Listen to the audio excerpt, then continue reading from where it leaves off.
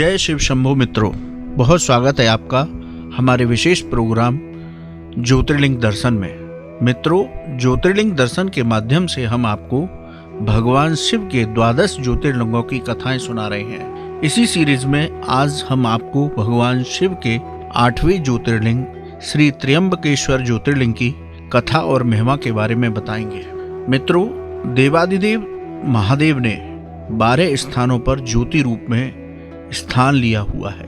वहां वो शिव और शिवा दोनों ही ज्योति रूप में विद्यमान रहते हैं। शास्त्रों के मुताबिक इन ज्योतिर्लिंग का दर्शन, इनकी यात्रा करने से साधक को शिव की विशेष कृपा प्राप्त होती है। मित्रों, भगवान शिव का 8वां ज्योतिर्लिंग है श्री त्र्यंबकेश्वर ज्योतिर्लिंग। यह ज्योतिर्लिंग महाराष्ट्र में नासिक शहर में स्थापित है। मित्रों, शिव पुराण के अनुसार श्री त्र्यंबकेश्वर ज्योतिर्लिंग की प्रकट होने की कथा महर्षि गौतम से जुड़ी हुई है। कथा के अनुसार महर्षि गौतम अनेक ब्राह्मणों के साथ बड़े आनंद के साथ आश्रम में रहा करते थे, लेकिन उस आश्रम में रहने वाले ब्राह्मणों की पत्नियों का श्री महर्षि गौतम की पत्नी अहिल्या से कुछ विरोध हो गया। ब्राह्मणों की पत्नियों ने अहिल्या को इसका सबक सिखाने का दृढ़ निश्चय किया। ब्राह्मणों की पत्नियों ने अपने पतियों से कहा कि इस आश्रम से महर्षि गौतम को निकाल दिया जाए। ब्राह्मणों ने अपनी पत्नियों का समझाने का प्रयास किया, लेकिन पत्नी हट के कारण, स्त्री हट के कारण उनको कुछ ऐसा करना पड़ा जिससे महर्षि गौतम को अहिल्या जी के साथ उस आश्रम को छोड़ना पड़ा। ब्राह्मणों ने भगवान गणेश की तपस्या की। भगवान गणेश प्रकट हुए। उन्होंने उनसे ब्राह्मणों से कहा कि आप क्या वरदान मांगना चाहते हैं। ब्राह्मणों ने कहा कि कुछ ऐसा कीजिए, इस आश्रम से महर्षि गौतम चले जाएं। भगवान गणेश ने ब्राह्मणों को समझाने का प्रयास किया, लेकिन ब्राह्मण भगवान गणेश की बात नहीं माने। तब भगवान गणेश ने एक वृद्ध गाय का रूप लिया और महर्षि गौतम के आश्रम में चरने लगी।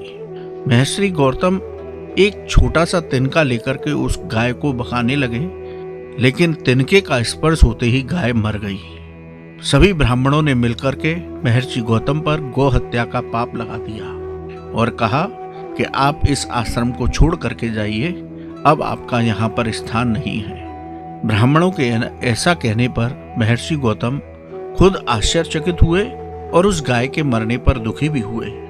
इसलिए वो आश्रम छोड़कर पत्नी अहिल्या के साथ कुछ योजन की दूरी पर रहने लगे, लेकिन वहां भी ब्राह्मणों ने उनको टिकने नहीं दिया।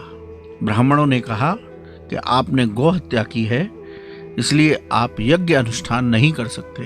तब महर्षि गौतम ने करबद्ध निवेदन ब्राह्मणों से किया कि मैं अपने पाप का प्रायश्चित करना चाहता हूँ और गौहत्या के पाप से मुक्ति चाहता हूँ, इसलिए आप बताइए कि मुझे क्या करना चाहिए। तब ब्राह्मणों ने गौतम ऋषि से कहा कि तुम अपने पापों को सर्वत्र सबको बताते हुए 3 बार पूरी पृथ्वी की परिक्रमा करो, फिर लौटकर यहाँ 1 महीने तक व्रत करो। उसके बाद ब्रह्मगिरी की 101 परिक्रमा करने के बाद तुम्हारी शुद्धि होगी, या यहाँ गंगा जी को लाकर उनके जल से स्नान करके 1 करोड़ पार्थिव शिवलिंगों से शिव जी की आराधना करो। इसके बाद पुनः गंगा जी में स्नान करके इस ब्रह्मगिरी की 11 बार परिक्रमा करो। 100 घड़ों के पवित्र जल से पार्थिव शिवलिंग को स्नान कराने से तुम्हारा उद्धार होगा। ब्राह्मणों के ऐसा कहने के बाद महर्षि गौतम ब्राह्मणों के बताए मार्ग पर चलने लगे और वह गंगा जी को भी वहां लाए। गोदावरी के नाम से नासिक के पास पवित्र गंगा बहती है।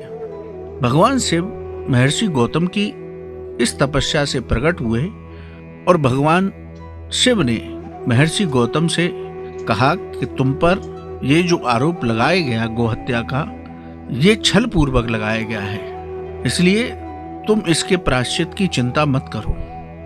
भगवान शिव के प्रकट होने के साथ ही वहां अनेक देवतागण पहुंचे और भगवान शिव से सभी ने प्रार्थना की।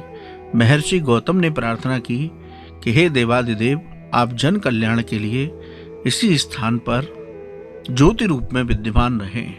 भगवान शिव ने महर्षि गौतम और देवताओं की बात मानी और वहां पर वो उस शिवलिंग में ज्योति रूप में समाहित हो गए। मित्रों, इसी ज्योतिर्लिंग को श्री त्र्यंबकेश्वर ज्योतिर्लिंग कहा जाता है।